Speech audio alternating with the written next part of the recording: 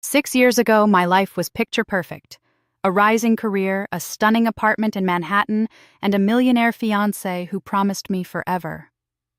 I thought I had it all until the night my younger sister came to our engagement party and looked a little too comfortable beside him. Back then, I brushed it off. I thought she's just being her flirty self.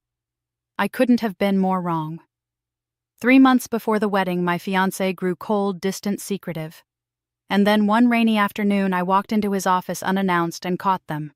My sister, my fiancé, arms around each other like I never existed. I left everything behind, moved across the country, rebuilt my life from scratch. And I promised myself one thing: if they ever crossed paths with me again, I wouldn't cry, I'd make them regret it. And that moment came. At our mother's funeral. She walked in wearing black and diamonds, clinging to the man she stole, and sneered at me like I was still broken. Poor you, still alone at 38. But I wasn't alone. What happened next? That look on her face when she saw who my husband was, I'll never forget it.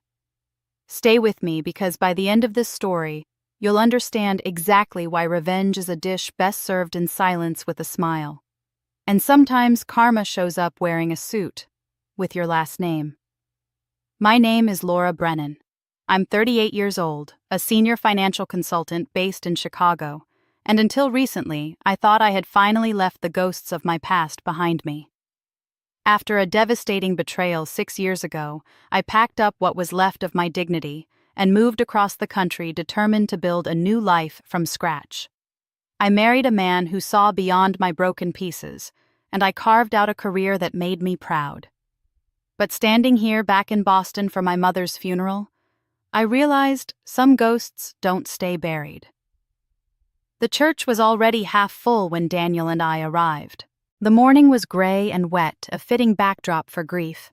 I took my husband's arm as we stepped inside. Daniel, tall, calm, composed in his tailored black suit, nodded respectfully at each family friend who offered condolences. His presence grounded me. This was not just my mother's farewell. This would be the first time I saw my sister Melissa in over 6 years. Whispers began just moments after we took our seats. I felt the shift in the room before I saw her. Heads turned. A hush fell across the pews like a gust of cold air. I turned slowly. Melissa swept in like she was walking a red carpet, not entering her mother's funeral. Her designer coat clung to her slender frame and her heels clicked dramatically against the stone floor. But it wasn't her outfit that drew the attention, it was who she was holding on to. Ethan Caldwell, my ex-fiancé. The man I once believed I would marry. He was the picture of smug success in a fitted charcoal suit, his hand wrapped possessively around Melissa's waist. And there it was on her left hand, the diamond ring. My ring. The same 5-carat oval diamond he'd used to propose to me back when I thought fairy tales were real. I remained still, expressionless. But inside, something old and bitter stirred. They made their way to the front row directly across from us. Melissa locked eyes with me and gave a saccharine smile. Then she leaned in just enough for her voice to carry. "Poor you," she whispered, her lips barely moving. 38 and still alone. I got the man, the money, and the mansion. You got this. Daniel, unaware of the brewing storm, was speaking quietly to the funeral director, but I heard every syllable. So did Ethan, whose gaze flicked toward me with a mixture of tension and something else, recognition. I smiled. It wasn't forced. It was the kind of smile that comes not from happiness, but from knowing something the other person doesn't. "Melissa," I said sweetly, "have you met my husband yet?" She blinked. "You're... what?" "Daniel," I called, motioning him over. He stepped forward with a calm, commanding presence. "Yes, love. This is my sister," I said, placing a hand gently on his arm. Daniel extended his hand to Melissa, who hesitated for a split second too long before taking it. Then Ethan stepped forward, and when he saw Daniel's face, he froze. Color drained from Ethan's cheeks as if the blood had fled in fear.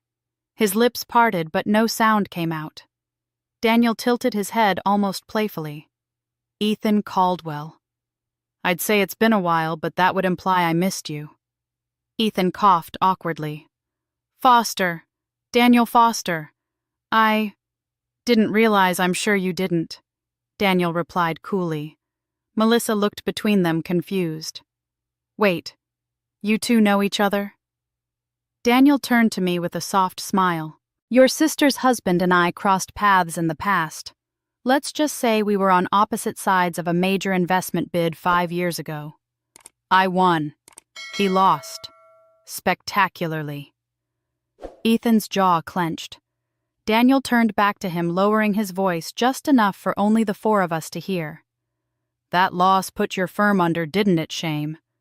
But I suppose we all land somewhere. The air between them grew heavy, charged. I felt the satisfaction swell quietly within me. Melissa stepped back as if unsure whether to defend her husband or retreat. She stared at Daniel, truly seeing him for the first time. Then looked at me, uncertain. This wasn't the woman she remembered. I wasn't the older sister she used to mock steal from and dismiss. Now I was the one who had something she didn't understand. Respect, peace, and a man who stood by me not for image but for love. Daniel turned to me again. Shall we find our seats, darling? Of course, I said, my smile widening. As we walked away, I didn't look back. I didn't need to. Because in that one moment, the power had shifted. And this was only the beginning. Laura had always been a woman of ambition and poise. At 32, she was already the director of marketing for a prestigious firm in Boston with a corner office and a view of the Charles River. Her work ethic was legendary, her leadership admired, and her personal life, at least on the surface, was flourishing. She had recently gotten engaged to Ethan Caldwell, a charming, brilliant tech entrepreneur who had made his first million before turning 30. Together they were seen as a power couple, magnetic, successful, and enviable. Their names were often dropped in social circles, their appearances at charity galas and black tie events always attracting admiration. Ethan had proposed to her during a private dinner aboard a yacht in Boston Harbor, presenting her with a stunning 5-carat diamond ring. The proposal had been perfect. Her parents were thrilled. Even her younger sister Melissa had seemed genuinely excited when she called to share the news. Laura chose Melissa to be her maid of honor without hesitation. Despite their complicated childhood, Laura believed this wedding could be the opportunity to reconnect, to rebuild a bond that had long been strained by years of subtle rivalry. Growing up, Melissa had always lived in Laura's shadow. Where Laura was academic-focused and organized, Melissa was spontaneous, emotional, and competitive. Their mother, Judith, had tried to balance the dynamic, but there had always been friction. Melissa craved attention, especially when Laura received praise or achieved something new. Yet Laura had always brushed it off. She was the older sister. She believed in setting an example. The engagement sparked a whirlwind of planning. Venues, dress fittings, cake tastings. Laura found herself juggling work and wedding prep with meticulous energy. Melissa offered to help. She accompanied Laura to vendor meetings and even volunteered to manage some of the appointments when Laura was too busy with back-to-back client presentations. At first, it felt like a breakthrough in their relationship. Melissa laughed, more texted, often sent photos of centerpieces for opinions, and even brought coffee to Laura's office on a few late nights. But as the weeks progressed, something shifted. Laura began noticing small, almost imperceptible signs. During one dinner at their parents' home, Melissa laughed just a little too long at Ethan's jokes. She touched his arm during conversations, complimented his shoes, asked questions about his company that Laura herself hadn't even thought to ask. Once Laura walked into the room and caught Melissa quickly shifting away from Ethan, her expression unreadable. She didn't say anything. Laura told herself it was harmless. Melissa was just being friendly. She wanted to be included. After all, Ethan had a way of charming everyone. He made people feel important. And Laura trusted him. Implicitly. He was building a future with her, not Melissa. They were planning to buy a house in Beacon Hill.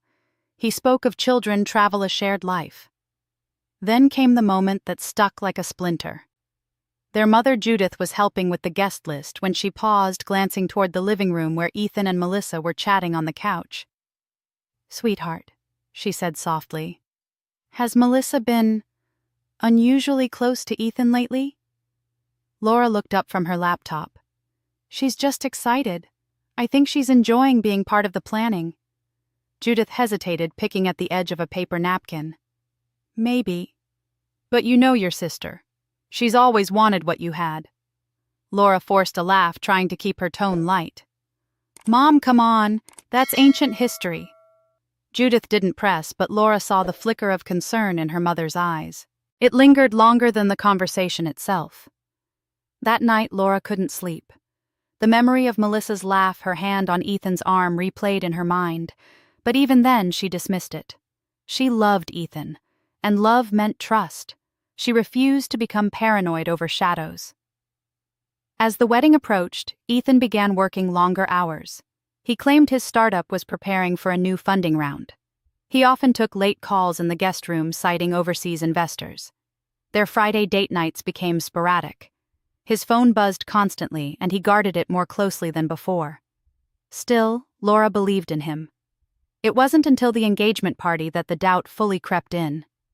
The event was held at her parents' home, a grand affair in the backyard beneath strings of lights and flowing champagne. Melissa had helped with everything.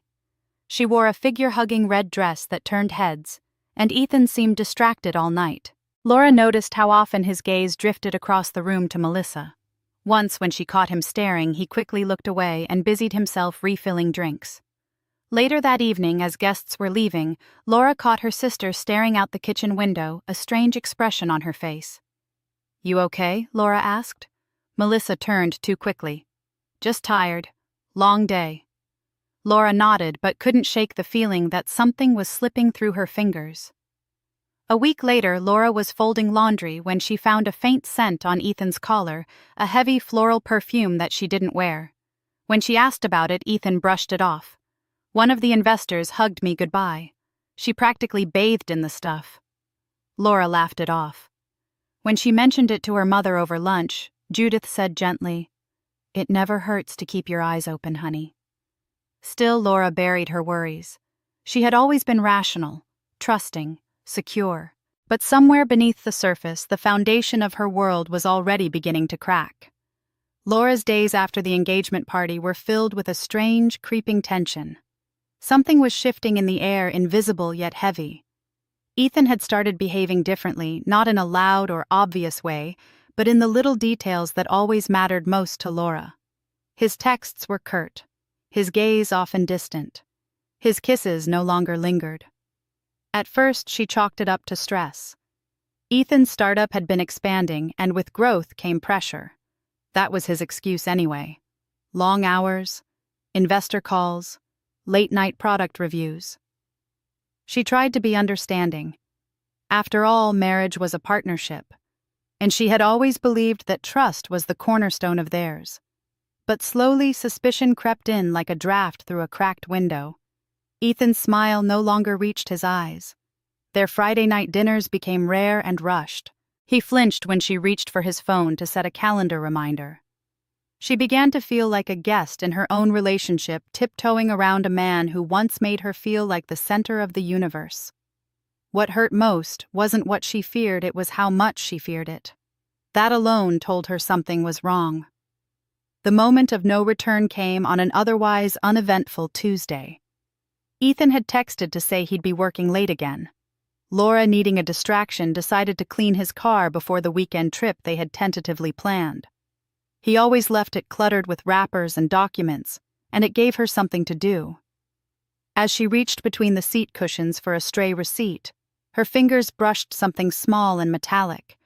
She pulled out a silver earring with a tiny sapphire dangling delicately from its hook. Her heart stopped. It wasn't just any earring. It was Melissa's. A birthday gift from their grandmother years ago. Laura had been there when she opened the box.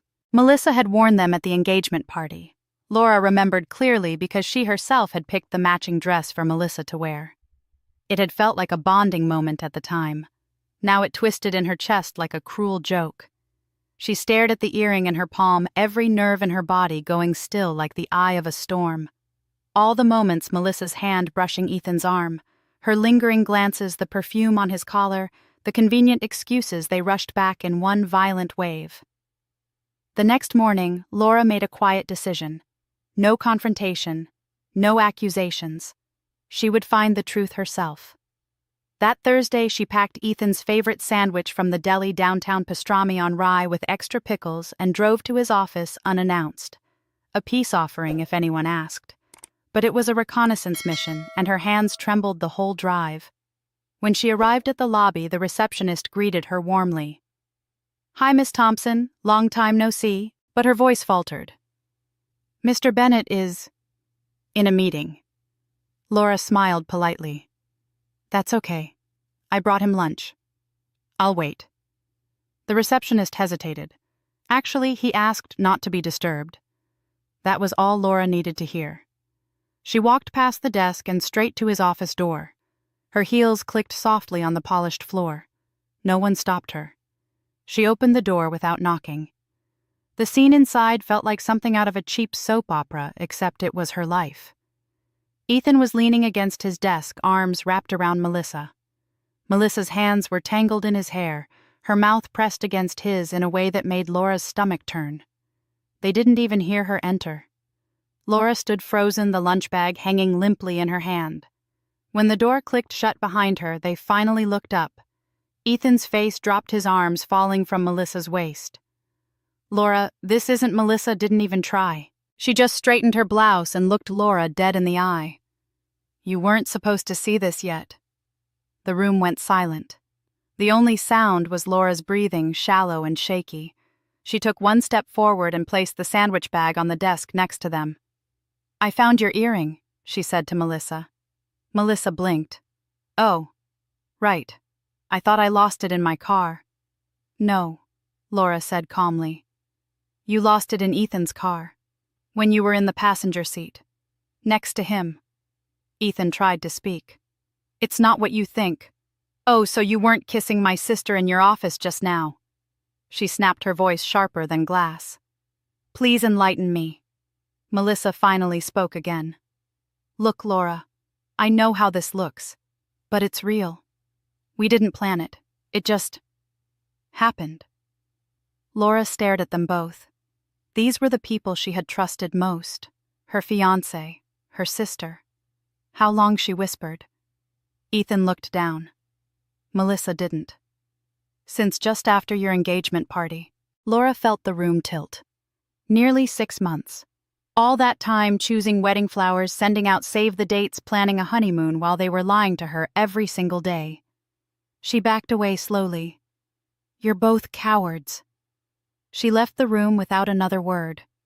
By the time she got back to her apartment, she was shaking so hard she couldn't open the door. She slid to the floor, curling into herself, the betrayal pressing down like a weight on her chest. It wasn't just the loss of Ethan. It was the destruction of everything she thought was safe family love trust. Her world, built so carefully over years, had cracked open in one cruel moment. And as she lay there, her phone buzzed. A message from her mother. "Call me as soon as you can. Your father and I are worried."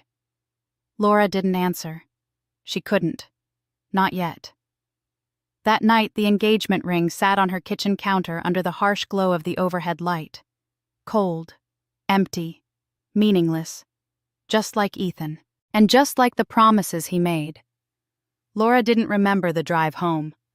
All she could recall was the tightness in her chest, the way her hands trembled on the steering wheel, and how every traffic light seemed to blur behind the tears flooding her eyes. The image of Melissa and Ethan entwined in that office haunted her like a cruel painting etched onto the back of her eyelids. It wasn't just betrayal. It was annihilation of everything she believed about love, family, and loyalty. She didn't eat that night. She curled on the bathroom floor, still in her work clothes, trying to stop the shaking. Her mother was the one who found her hours later using the emergency key when Laura didn't answer the phone. Grace held her daughter through the night as if she could absorb the grief by sheer proximity. Thomas, her father, paced the living room like a lion trapped in a cage, muttering about confronting Ethan, about lawyers, about the wedding deposits. The days that followed were a blur of canceled plans and whispered condolences from friends too polite to ask what happened. Laura couldn't face anyone. She emailed her boss citing a family emergency and requested a leave of absence. She was in no condition to lead marketing campaigns or meet clients. Her body was present, but her spirit was fractured beyond function. A therapist was recommended by a colleague she barely remembered texting. Her name was Dr. Hammond, and she wore thick glasses and spoke with a calm patience that Laura initially found infuriating. But it was either talk or fall apart completely. So week after week, Laura showed up. She talked about trust, about the weight of humiliation, about the way the betrayal had not just shattered her engagement, but ripped her identity apart. She cried about Melissa more than Ethan, which surprised her. The man had been replaceable, but the loss of her sister was a wound she didn't know how to close. Her mother tried, bless her heart. Grace invited both daughters to Sunday dinners, to holiday brunches, to accidental encounters at family events. Laura refused every time. The one attempt they did meet a 4th of July barbecue ended in icy silence, and Laura leaving before the food was even served. Melissa stood in the kitchen holding Ethan's hand, her expression unreadable. Laura couldn't stand the sight. After 6 months of therapy, Laura came to a realization: Boston was toxic. The city that had once felt like hers now carried ghosts at every street corner. The cafe where she and Ethan had brunch, the bridal shop where she'd picked her dress. Even her own apartment with its soft lighting and neutral tones had become a prison of memories. She needed to leave. Not just for her career, for her survival. She applied for a transfer within her company, hoping for a position far enough to escape, but close enough to not feel like exile. When a director position opened up in the Chicago branch, she applied without hesitation. Her resume was stellar, her references glowing. She got the job within 3 weeks. It felt like the universe finally cracked open a sliver of light. Packing up her life was harder than she expected. Her mother helped folding sweaters and wrapping dishes in silence. When she placed the framed engagement photo of Laura and Ethan into a donation box, neither of them said a word. Laura paused at her writing desk, pulling out a blank sheet of stationery. She didn't plan to say goodbye to Melissa and Ethan in person, but something inside her needed closure. One final statement. Her pen moved slowly, deliberately. When you lose everything, remember you once had a sister who would have given you the world. She didn't sign it. She placed the note in an envelope, left it at Melissa and Ethan's apartment door the morning of her flight. No knocking, no explanations, just silence. Chicago greeted her with cold wind and unfamiliar streets. Her new apartment was smaller, modern, and filled with untouched potential. She bought no souvenirs from Boston, no reminders. Her wardrobe changed. Her hair, once styled for client meetings and social appearances, was now tied up loosely without effort. But there was strength in her simplicity. She wasn't rebuilding. She was becoming someone new. The city didn't know her story, and for the first time in a long time, that anonymity felt like peace. Chicago felt colder than Boston, not just in weather, but in the way everything seemed unfamiliar. Laura had only packed the essentials: her books, some clothes, and her mother's locket. Everything else had been left behind, just like the shattered pieces of her life. Her new apartment was modest, but clean, tucked into a quiet neighborhood not far from the office of the mid-sized marketing agency that had offered her a position. It wasn't the corner office she'd had back in Boston, but it wasn't pity work either. The firm had heard of her past work, and they respected her experience. It was a place to start again. Still, the silence at night was deafening. The first few weeks, Laura often found herself crying into her pillow. The betrayal still echoed in her bones, and even though she had left Boston behind, the memories chased her like shadows. She missed her mother's voice, the way she'd quietly slide folded laundry across the table without a word, always signaling, "I'm here." That presence was gone. And her father, well, he tried to call, but there was always something hollow in his voice now. It was at a marketing innovation conference downtown on a brisk autumn morning that she first met Daniel Hayes. He was one of the guest speakers presenting a session on brand longevity and consumer loyalty. He didn't dominate the room like Ethan used to. There were no exaggerated gestures or flashy slides. Daniel's voice was steady, thoughtful. Every word felt like it had been weighed before being shared. Laura noticed how everyone leaned in to listen, not because he demanded attention, but because he quietly earned it. After the session, she waited behind in the hallway to introduce herself. It wasn't romantic interest, not even close. It was curiosity about his ideas, about his calmness, about how someone like him had that kind of grounded energy. "I really appreciated your take on long-term engagement," she said, extending a hand. He smiled, taking it firmly. "Thank you.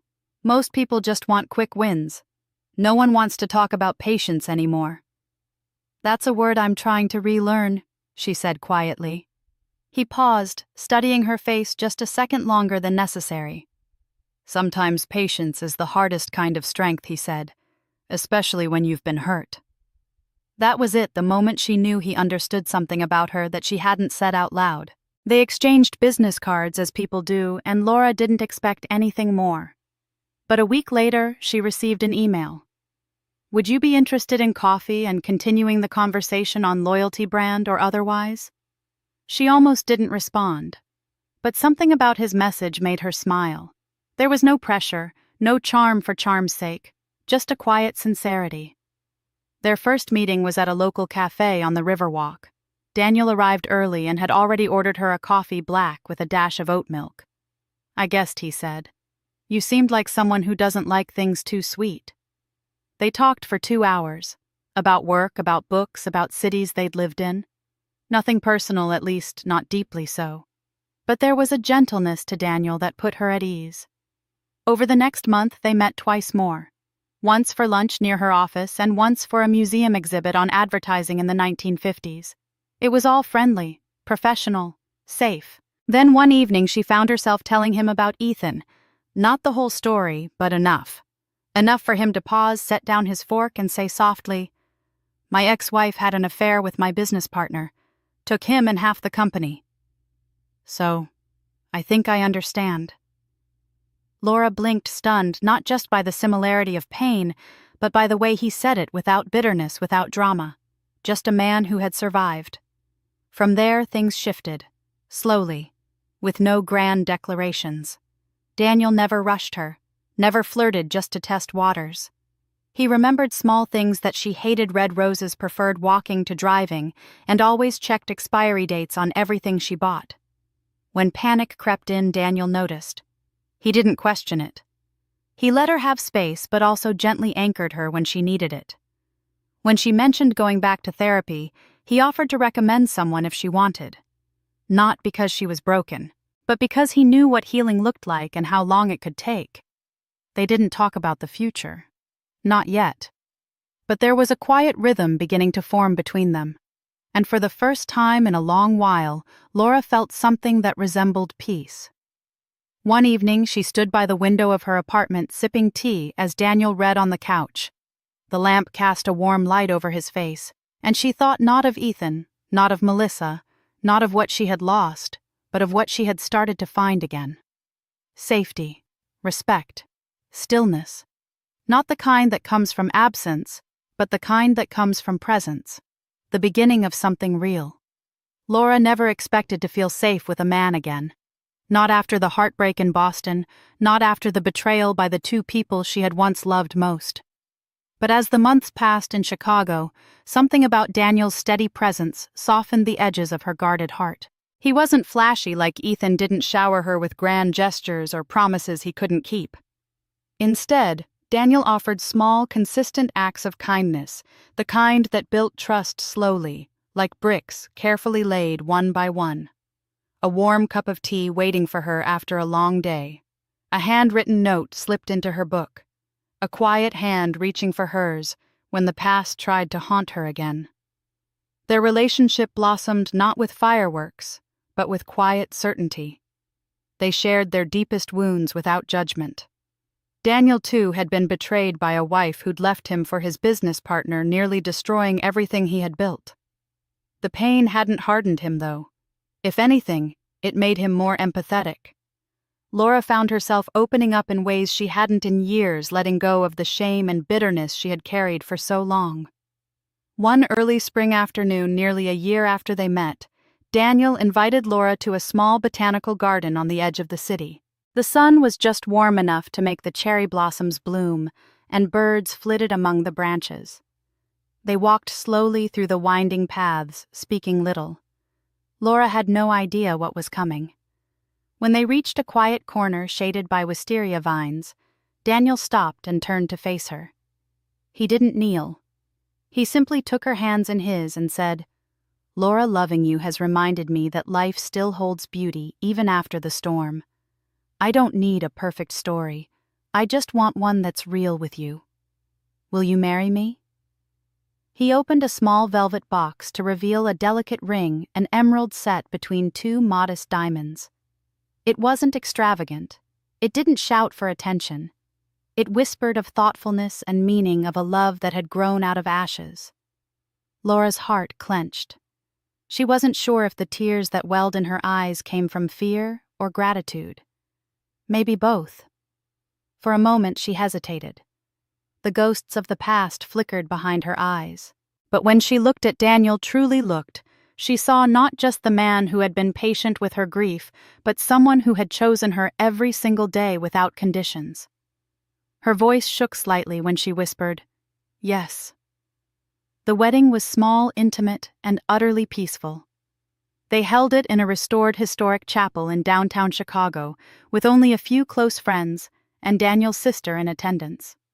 There were no grand toasts or dramatic first dances, no elaborate decorations or social media announcements, just soft music, warm candlelight, and the quiet presence of people who genuinely wished them well. Laura's side of the chapel remained empty. There had been no calls to her parents, no invitation sent to Melissa. Not out of spite, but out of self-preservation.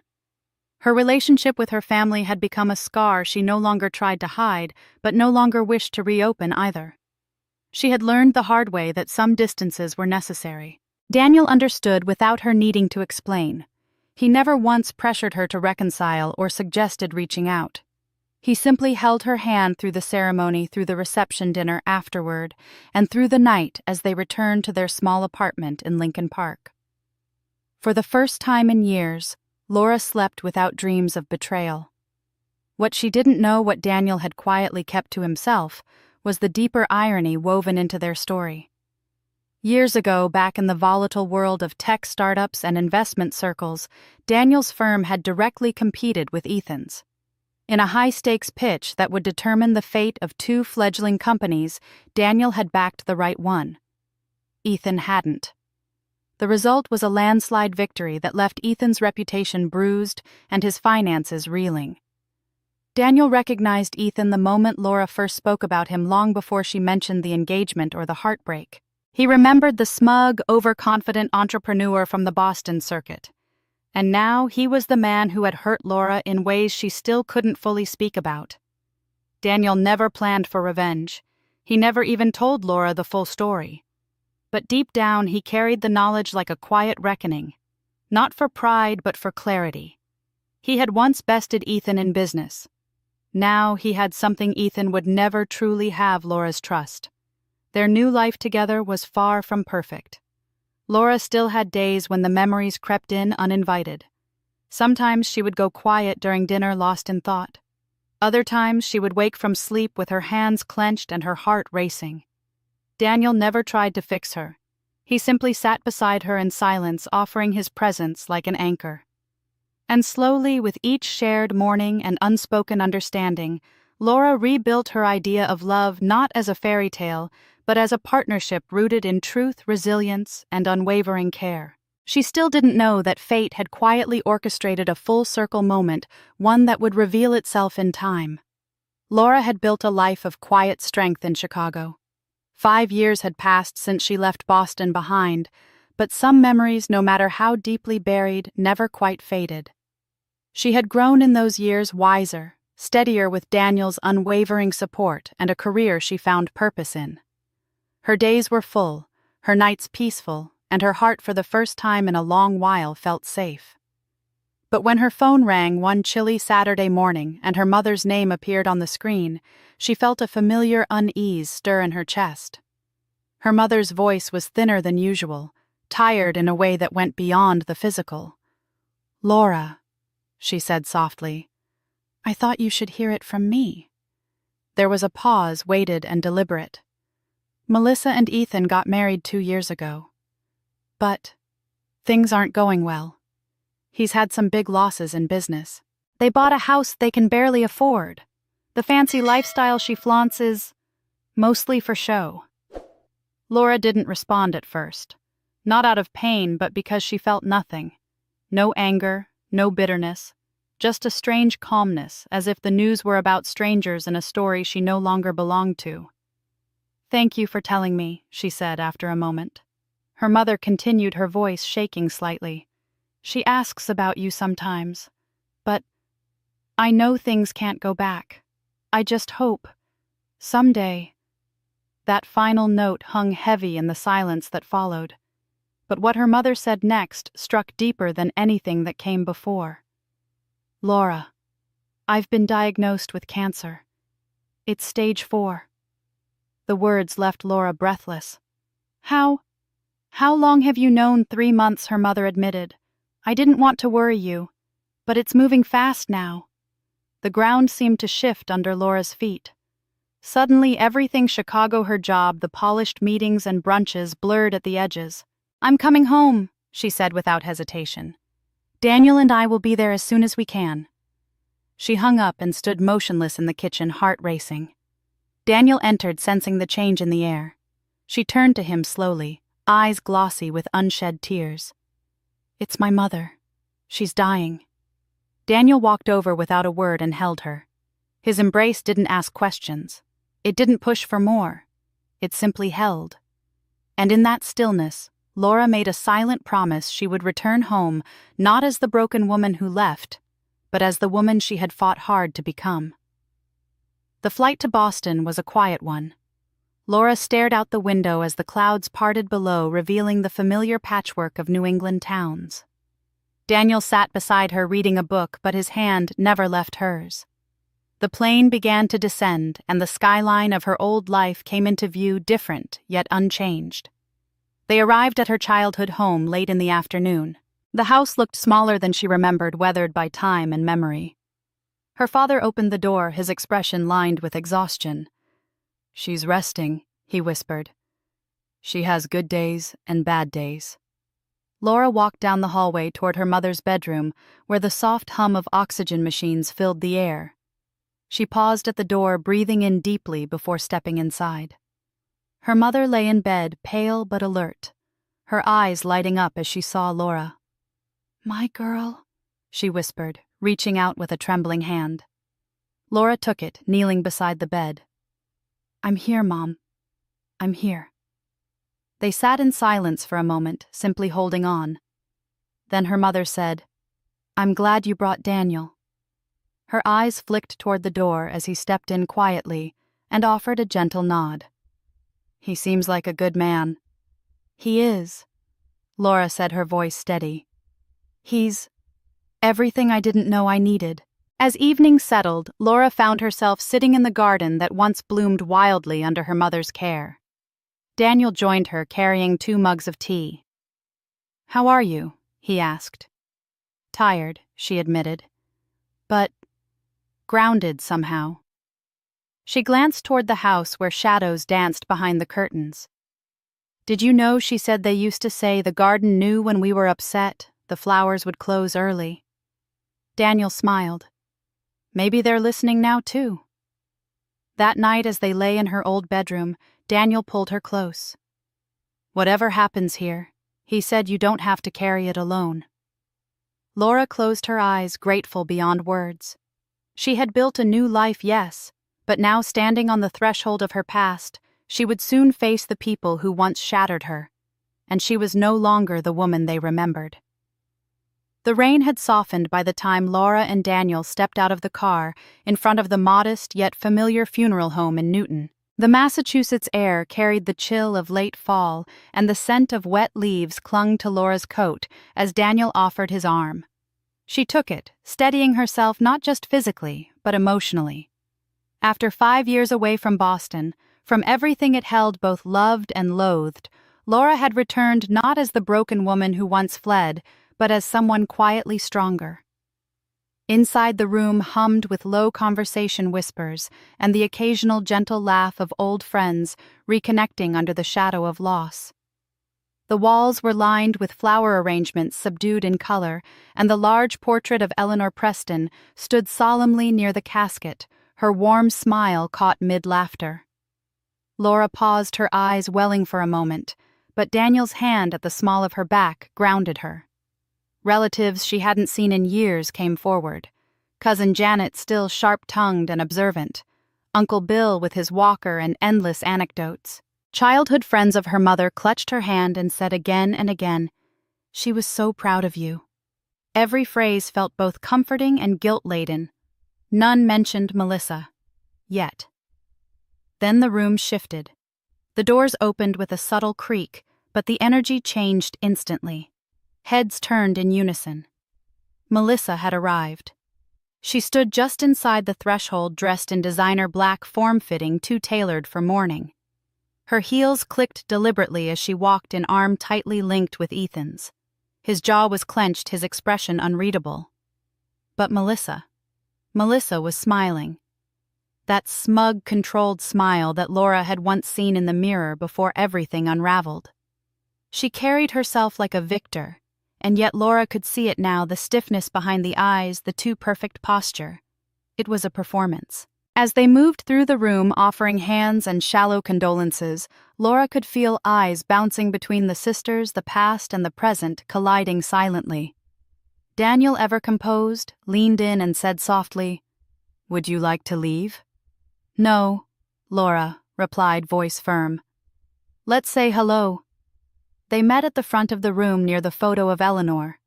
Melissa approached first, letting go of Ethan's arm just before reaching them. Her eyes scanned Daniel, calculating. Then back to Laura. "Nice to see you, sister," she said. Her voice carried too clearly. "Still fond of simple black, I see." Laura simply nodded. "And you're still fond of dramatic entrances." Ethan stepped forward, extending his hand toward Daniel. "Ethan Reynolds," he said, trying to keep his tone neutral, professional. "Melissa's husband." Daniel looked at him.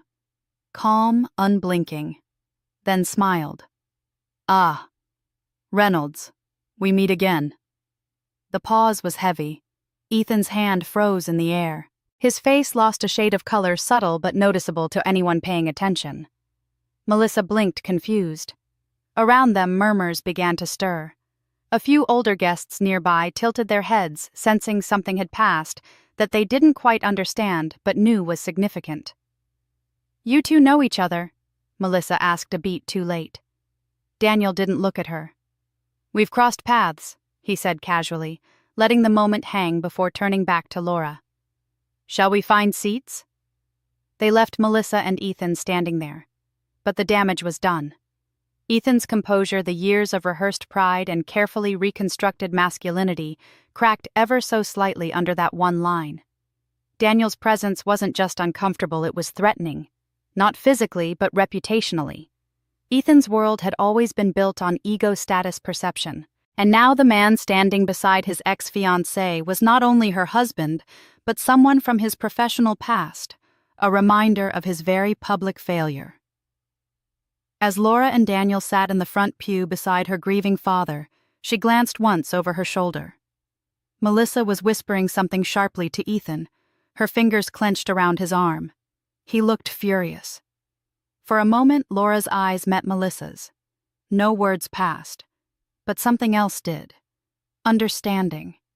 Melissa was beginning to realize that whatever victory she thought she had claimed 6 years ago was a hollow one. And Laura, without having to gloat, shout, or even lift her voice, was reclaiming something far more powerful than vengeance. She had her life back, and it terrified them. Laura barely had time to sip the lukewarm coffee one of her cousins had handed her before she heard the click of expensive heels approaching. She turned slowly to see Melissa standing there, perfectly composed in her sleek black dress and designer heels. her diamond earrings catching the light just so everything about her was a calculated performance. Her lips were painted into a small, sharp smile. "Can we talk?" Melissa asked coolly, eyes flicking to Daniel, who stood just a few feet away in quiet conversation with one of Laura's uncles. Laura nodded once silently. She didn't owe Melissa anything, but her mother's voice still echoed in her mind, soft, worn with illness, but firm in her dying request. Try for yourself, if not for her. So she followed Melissa through the hall of murmuring guests, past the floral arrangements, and framed photos of their mother into one of the smaller private rooms of the funeral home. The moment the door shut behind them, the air shifted. Melissa leaned against the windowsill, arms crossed tightly. "I see you've managed to make quite an entrance," she said, tone clipped. "The perfect grieving daughter, the perfect husband, always so composed. Must be nice walking around like none of this affects you." Laura kept her voice even. "It does affect me, Melissa. I just don't wear chaos on my sleeve." Melissa scoffed, still speaking in polished sound bites. "I guess some things never change." There was a pause.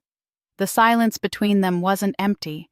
It pulsed with years of resentment, betrayal, and unspoken words. Laura folded her hands in front of her. "You asked to talk. I'm here. Say what you need to say." Melissa's mouth opened then shut again. For a moment Laura thought she might retreat, but then her sister's eyes narrowed with a familiar glint. "You always think you're better than everyone, even now. But let's not forget I'm the one who got the man, the mansion, the life you wanted." Laura tilted her head slightly. "Are you living the life I wanted?" Melissa stepped closer, clearly not expecting Laura to challenge her so directly. "You're what now? Married to some quiet investor nobody's heard of, no kids, no Beacon Hill mansion." While before she could finish, the door creaked open slightly. Daniel leaned in. "Everything all right in here?" Laura smiled. "Just a bit of catching up." Daniel's eyes flicked to Melissa, then back to Laura, offering a quiet nod before stepping away again. But that fleeting look was all Melissa needed. She blinked once slowly, her brow furrowed. "Wait," she said, voice sharpening. "Your husband. That's Daniel Whitmore." Laura didn't answer. She didn't have to. Melissa's eyes widened. "As in Whitmore Capital, the firm that acquired Synex Tech Laura finished for her." "Yes. That deal was transformative. For some more than others." Melissa staggered back a step as if slapped. Her perfectly arranged features twitched and the color drained from her face. "Ethan still blames that merger for everything that went wrong. He said it was sabotage. I suppose losing millions would feel like sabotage when you're used to winning through charm and shortcuts," Laura replied calmly. "But Daniel didn't ruin him. Ethan did that himself." Melissa stared at her sister, mouth slightly open. "You knew. You married him knowing who he was." Laura's smile was subtle but unmistakably cold. "No, Melissa. I fell in love with who he is." The rest was poetic. Melissa sank into one of the chairs, the fight seeming to drain out of her. Her voice, when it came again, was a whisper. "You have no idea what it's been like. Living with him. Everything we bought was on borrowed money. His company is a shell. He tracks my spending checks, my phone. I can't breathe in that house." Laura sat across from her, finally seeing not the haughty sister who had paraded her conquest 6 years ago, but a woman cornered by her own choices. "Then leave," Laura said simply. "I can't. Not easily. There's a prenup," and Melissa stopped herself, wiping at the corner of one eye with an impatient hand. "And I'd have to admit I made a mistake, that I destroyed my family for nothing." Laura studied her sister for a long moment. "You didn't destroy our family, Melissa. You fractured it. But some things can be mended. Others, we live with." Melissa looked up, eyes glossy. "Do you hate me?" Laura didn't answer right away. Instead, she reached into her purse and pulled out an old folded piece of paper creased at the edges from being opened many times. She handed it over. Melissa opened it, brows furrowing.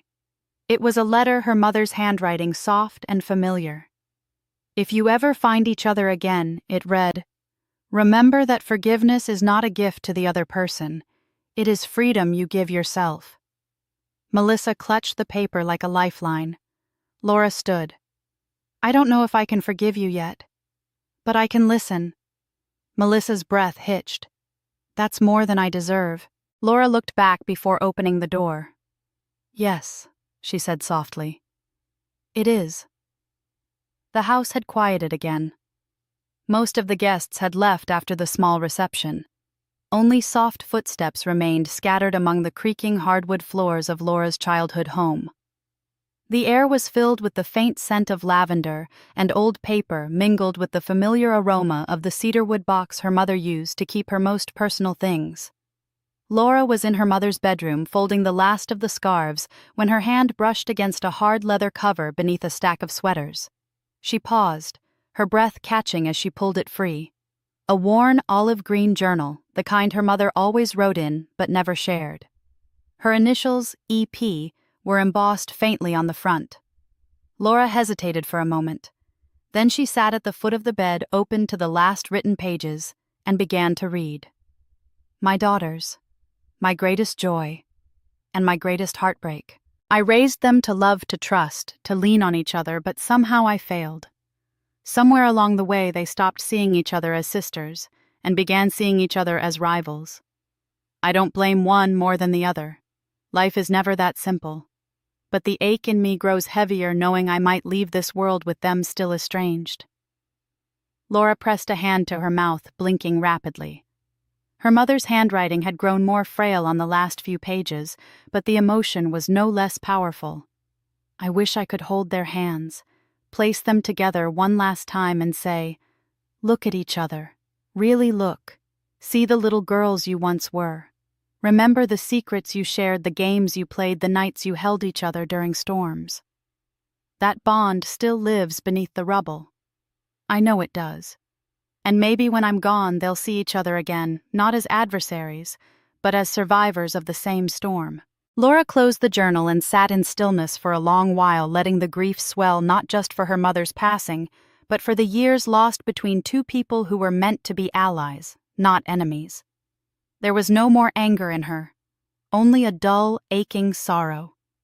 She rose quietly and stepped out into the hallway.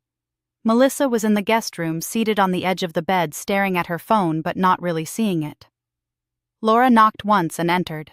Melissa looked up, startled, unsure of what to expect. "I found something," Laura said softly. "You should read it." She handed her the journal, open to the page. Melissa took it warily, then lowered her eyes to the handwriting she knew as well as her own. She read silently, lips parting slightly as she absorbed each word. When she finished, she kept her gaze on the page. Her shoulders trembled. She never told me she felt like this." "She didn't tell me either," Laura replied, sitting beside her. "But I think we both knew." Melissa closed the journal, holding it against her chest. Her voice cracked. "I thought, if I had everything you lost, Ethan, the life I would finally feel whole. But I've felt like I was drowning ever since. And every time I tried to tell someone to admit I was miserable, I heard her voice telling me to hold it together, to be strong, to not let shame ruin what little I had left." Laura looked over at her sister. The arrogance, the sharpness, it was gone. In its place sat a woman unraveling, weary from carrying guilt that had eaten away at her for years. "I've lived with the weight of what I did every single day," Melissa whispered. "There's not a morning I wake up where I don't wish I could go back and stop myself. Not for Ethan. God, no, but for what I did to you, to us." Laura's throat tightened, but she kept her tone even. "You can't go back. Neither can I." Melissa turned toward her, eyes glistening. "Do you hate me?" "No," Laura said, and she was surprised by how easily the truth came. "I did. For a long time. But hate. It rots you from the inside. I don't want that anymore." Melissa let out a small breath, half a laugh, half a sob. "I don't expect forgiveness. I'm not ready to give it," Laura replied with honesty, but no harshness. "But I'm ready to stop fighting a war that's already over." The two women sat in silence again, not quite at peace, but no longer at war. Outside, the wind rustled the bare trees, and a single leaf tapped against the window glass, like a soft reminder that time keeps moving, no matter how long the pain lingers. Melissa opened the journal again, running her fingers along their mother's words. She wanted us to find our way back to each other. She wanted us to see each other, Laura said. And for the first time in 6 years, they did. Melissa filed for divorce on a gray Tuesday morning. There was no grand confrontation, no storm of accusations. Just a quiet meeting with her attorney, a few tense documents, and a final text to Ethan that read simply, "I'm done pretending." He didn't respond. That in itself told her everything. She packed lightly 2 suitcases, a box of books, and the only photo she still cherished, the 3 of them years ago before anything went wrong, sitting on the front porch in summer, their mother laughing behind the camera. The rest of the house, its marble countertops, high ceilings, curated furniture, felt more like a museum than a home. She didn't miss it. Her new apartment was a second-floor walk-up in a quiet part of town. It smelled faintly of dust and lemon cleaner when she first stepped in. The carpet was worn, the faucet in the bathroom leaked, and the only view from her window was the fire escape, but it was hers. The silence wasn't empty. It was freedom. Finding a job proved harder than she thought. The glamorous connections she had once boasted about evaporated the moment her last name was no longer attached to Ethan's. Her resume was thin. Most of her work had been behind-the-scenes events, planning social circles, charity galas. She had once built networks, now she was building confidence. The interviews were humbling. She stumbled through the first few, over-preparing and underperforming. She learned quickly that charm didn't translate well when your bank account was nearly empty and your clothes were last season. One manager even glanced at her engagement ring finger and asked bluntly, "So why the career change at this age?" That night she nearly gave up. She sat on the edge of her twin bed, head in her hands when her phone buzzed. It was a message from Laura.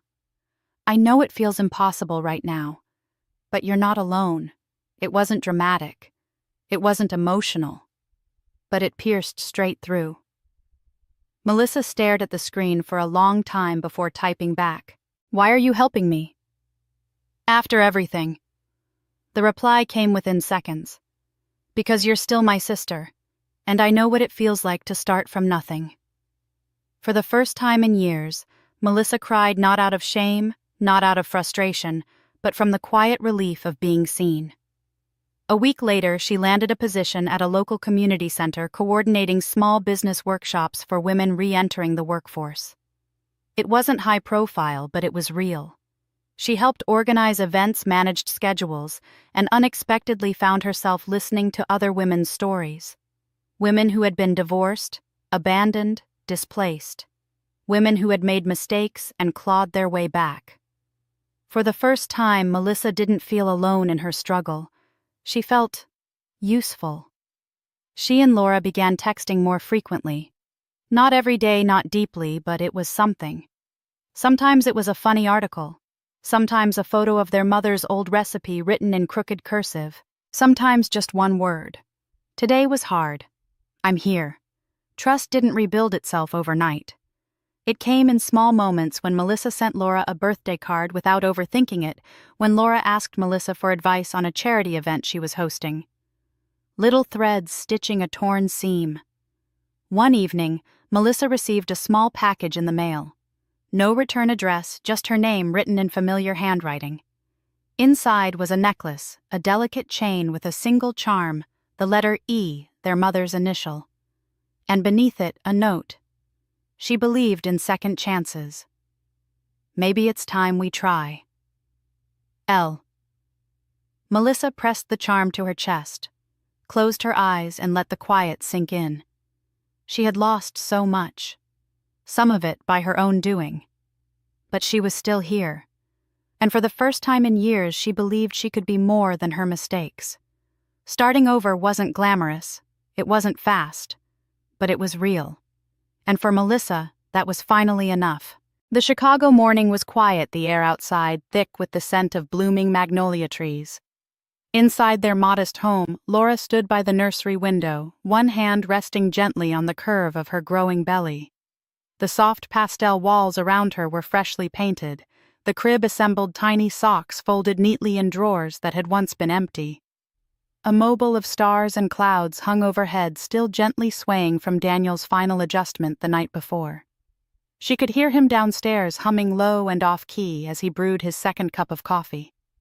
Their life together wasn't grand or glamorous. It wasn't the kind that earned magazine spreads or gossip columns. But it was kind. And it was steady. And that was everything.